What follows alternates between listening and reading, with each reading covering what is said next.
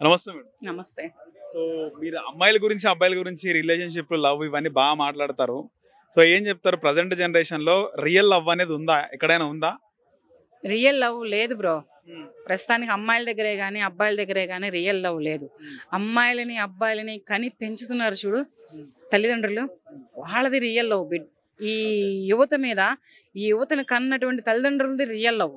వాళ్ళు ఆ తల్లిదండ్రులు ప్రేమించుకొని పెళ్లి చేసుకుని, లేదంటే పెద్దలు కుదిర్చిన పెళ్లిళ్ళు చేసుకున్న అటువంటి 35 ఏళ్ల క్రితం, 40 ఏళ్ల క్రితం ఓల్డ్ కపుల్స్ ఉన్నారు చూడు, ఓల్డ్ లవర్సే కానీ, ఓల్డ్ కపుల్సే కానీ వాళ్ళది రియల్ లవ్. అంతేగాని ఇప్పుడు ఉన్నటువంటి యువతలో ఒక్కళ్ళ దగ్గర కూడా రియల్ లేదు, రియాలిటీ లేదు. అసలు నిజమైన ప్రేమే లేదు నన్ను అడిగితే. అది 10% కూడా రియల్ లవ్ అనేది లేదా? 10% కూడా రియల్ లవ్ లేదు. 10% రియల్ గా లవ్ చేసే అమ్మాయిలు ఉన్నారు. ఆ. అదే 90% రియల్ గా లవ్ చేసే అబ్బాయిలు ఉన్నారు. హ్మ్. ఆ 10% అమ్మాయిలు ఏంటంటే మోసపోయి, చేతులు కోసుకొని, పీకలు కోసుకొని, పిచ్చోళ్ళు అయిపోయి, లేదంటే ఉరి పోసుకొని చచ్చిపోయి, రైలు కింద పడి చచ్చిపోయి, ఇటువంటి ఆత్మాహుతి దాడులు అనేవి వాళ్ళకు వాళ్ళే చేసుకొని, వాళ్ళ జీవితాలను వాళ్ళే సర్వనాశనం చేసుకుంటున్నారు అమ్మాయిలు. వాళ్ళు సిన్సియర్ లవ్ ఊర్లో ఉన్నారు. కానీ అటువంటి వాళ్ళకి ఏంటంటే ఇటువంటి రోడ్ సైడ్ రోమియోలు, ఇటువంటి వేస్ట్ గాళ్ళు పడతా ఉంటారు అనమాట అబ్బాయిలు. అమ్మాయిలు కూడా అటువంటి వాళ్ళనే నమ్ముతారు. మంచి అబ్బాయిలను ఎవరు నమ్మరు.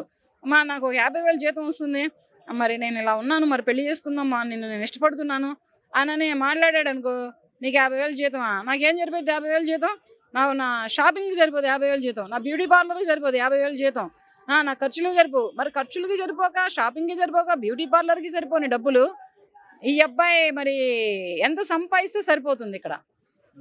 ఎన్ని లక్షలు సంపాదిస్తే ఆ అమ్మాయిని పోషించగలడు? ఇలా ఉన్నారనమాట. అమ్మాయిలు అలా ఉన్నారు, అబ్బాయిలు ఇలా ఉన్నారు. అమ్మాయిలు కట్నాలు ఇవ్వలేనటువంటి తల్లిదండ్రులు కూడా ఉన్నారు. అటువంటి వాళ్ళు బయటికి రారు. అటువంటి వాళ్ళు అసలు బయటికి రారు. ఎందుకనంటే వాళ్ళు కాస్తో కోస్తో ఆత్మాభిమానం ఉన్నటువంటి అమ్మాయిలు, వాళ్ళని కనిపించినటువంటి తల్లిదండ్రులు కూడా అభిమానవంతులైనటువంటి తల్లిదండ్రులు, వాళ్ళు రారు. వాళ్ళకి వీళ్ళు తారాసపడరు. అటువంటి వాళ్ళకి ఇటువంటి మంచి మంచి అబ్బాయిలు తారాసపడరు. ఇటువంటి మంచి మంచి అబ్బాయిలకి అటువంటి రోమియో అమ్మాయిలు, లైలా అమ్మాయిలు అమ్మడపడతా ఉంటారు అనమాట. ప్రెజెంట్ అమ్మాయిలు అబ్బాయిలను మోసం చేస్తున్నారా? అబ్బాయిలు అమ్మాయిలను మోసం చేస్తున్నారా? 10% అయితే మాత్రం అమ్మాయిలే మోసపోతున్నారయ్యా. మోసపోతున్నారా? అమ్మాయిలు మోసపోతున్నారు. ఎందుకనంటే ఇప్పుడు పెళ్లి చేసుకున్న తర్వాతనైనా అమ్మాయి మోసపోతుంది, ఎలా ఎలా అంటారు? ప్రేమించిన అమ్మాయినా అమ్మాయి మోసపోతుంది. ఎందుకంటే మొన్న ఎగ్జాంపుల్, ఇప్పుడు సాఫ్ట్వేర్ ఉద్యోగస్తులను లక్షల్లో శాలరీలను అమ్మాయిలను అబ్బాయిలకి ఇచ్చి పెళ్లిళ్ళు చేస్తున్నారు, లక్షలు కట్నాలు ఇచ్చి. ఆ కట్నాలు ఇచ్చి పెళ్లిళ్ళు చేస్తున్నటువంటి అమ్మాయిలని కొంచెం మెత్తగా, కొంచెం అమాయకంగా ఉంటే అబ్బాయిలు చంపేస్తున్నారు. పెళ్లిళ్ళు చేసుకున్న అమ్మాయిలే చంపేస్తున్నారు. లేకపోతే ఆ అమ్మాయి ఒప్పుకోకపోతేనో, ఆ అమ్మాయి ప్రేమించకపోతేనో, యాసిడ్ దాడులు చేసో, లేకపోతే ఇంటి మీదకి వెళ్ళి ఆ అమ్మాయితోటి చంపడానికి ప్రయత్నం చేస్తే, వాళ్ళ ఇంట్లో ఎవరైనా అడ్డుకుంటే వాళ్ళ ఇంట్లో వాళ్ళని సైతం చంపి వీళ్ళ ఉన్మాదత్వాన్ని నిరూపించుకుంటున్నారు. అదొకటి. ఏంటంటే ఇప్పుడు అమ్మాయిలు బళ్ళు వేసుకోనో, లేకపోతే ఏదైనా పనుల మీద ఒక అమ్మాయి సింగిల్గా బయటికి వెళ్తే ఆ అమ్మాయిని ట్యాప్ చేస్తున్నారు, ఆ అమ్మాయిని మళ్ళీ ఫాలో అవుతున్నారు. ఆ అమ్మాయిని ఎట్లా కొట్ట పట్టుకొని ఆ అమ్మాయిని ఆగం చేసి చంపే పెట్రోల్ పోసి తగలబెడుతున్నారు. ఇట్లా ఈ రకంగా మోసపోతున్నారు అమ్మాయిలు. ఇటువంటి మోసాలకి ఇదైపోయి 10% అయితే మాత్రం అమ్మాయిలు అయితే మాత్రం ఉన్నారు. ఇటువంటి అమ్మాయిలు, ఇటువంటి ఆణిముత్యాలు బయటికి రారు. తొందరగా వచ్చారనుకో ఇటువంటి బలిపశువులు అయిపోతున్నారు వీళ్ళు. అమ్మాయిలు కానీ అబ్బాయిలు కానీ ఒక్కొక్కరు అంటే ఒక రిలేషన్ కాకుండా రిలేషన్ నుండి వేరేతో కూడా ఉండడం ఎట్లా వస్తుంది? అది తప్పు. అలా దాంట్లో అమ్మాయిలు ఎక్కువ ఉన్నారా, అబ్బాయిలు ఎక్కువ ఉన్నారా? అమ్మాయిలే ఎక్కువ ఉన్నారు. ఒక్కరు సరిపోరు. ఒక్కరు లేరు. అమ్మాయిలకైతే ఒక అబ్బాయి అయితే సరిపోవట్లేదు ప్రస్తుతానికి. పొద్దున పూట ఒకడు, మధ్యాహ్నం ఒకడు, సాయంత్రం ఒకడు, నైట్కి ఒకడు, ఇట్లా. అంటే ఫస్ట్ లవ్ చేయడానికో, హాయ్ చేయడానికో, మార్నింగ్ చేయడానికో, ఐ లవ్ యూ చేయడానికో ఒక అబ్బాయి, సాయంత్రం డిన్నర్ అయిందా, మరి ఏం చేస్తున్నావు, ఏంది, సినిమాకి వెళ్దామా, మరి వస్తావా, బయటకు వస్తావా అని అడగడానికి ఒక అబ్బాయి, ఈవినింగ్ ఏంది మరి 4 అవుతుంది, 5 అవుతుంది, బయటకు వస్తావా, ఏంది మరి సినిమాకి వెళ్దామా, లేకపోతే నీకు ఏమైనా కావాలా, నన్ను ఎక్కడికైనా రమ్మంటావా అని అడగడానికి ఒక అబ్బాయి, నైట్కి అయితే చాటింగ్లు ఏంటి, ఫోన్లలో మీటింగ్లు ఏంటి, మరి పెళ్ళి ఎప్పుడు చేసుకుంటావు, మరి నువ్వు లైఫ్లో సెటిల్ అవ్వవా, మరి నన్ను చేసుకుంటావా, ఇంకెవరన్నా. అబ్బాయిలు కూడా ఇలాగే ఉన్నారు. ఇటువంటి అబ్బాయిలనే అమ్మాయిలు ఇదవుతున్నారు. ఈ అమ్మాయి ఫోన్ నెంబర్లో ఎవరున్నారు ఎవరికి తెలుసు? ఇప్పుడు ఫోన్ వచ్చింది, ఇంతకు ముందులా ఒకటే లెటర్ ఉండేది.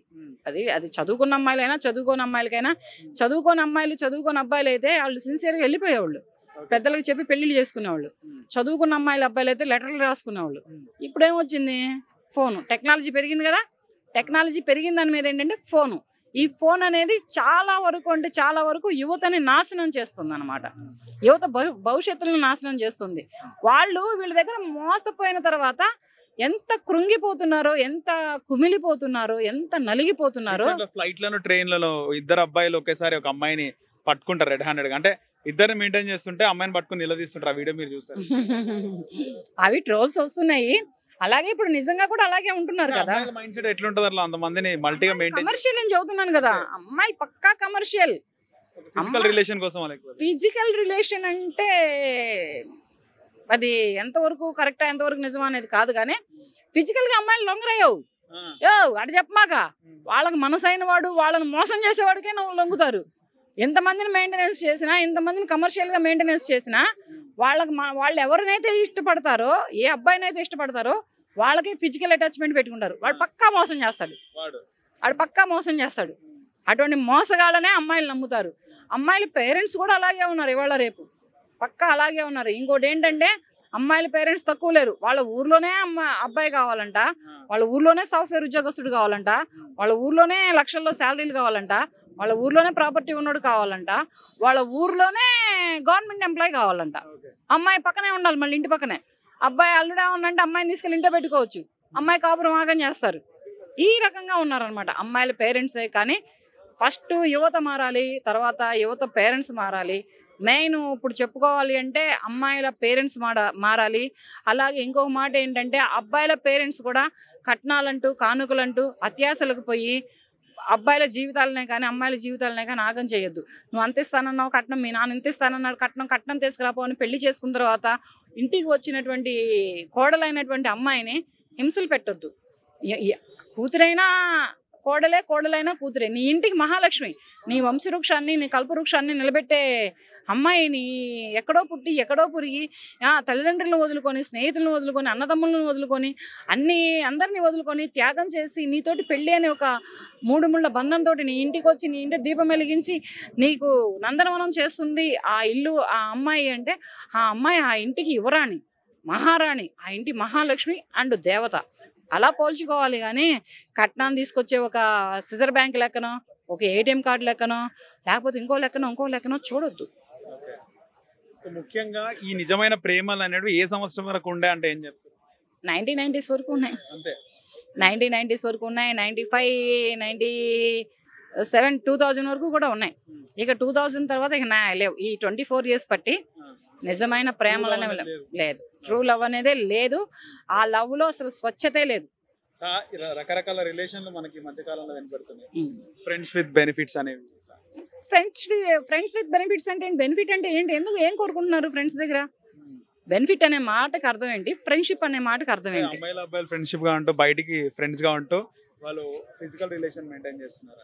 చేసుకో, ఫిజికల్ రిలేషన్ మెయింటైన్ చేసుకుంటే ఇంతకు ముందల ఒక సామెత ఉండేదయ్యా, అరిటాకు వెళ్ళి ముళ్ళు మీద పడ్డా అరిటాకే చినిగిద్ది, ముళ్ళు వచ్చి అరిటాకు మీద పడ్డా అరిటాకే చినిగిద్ది.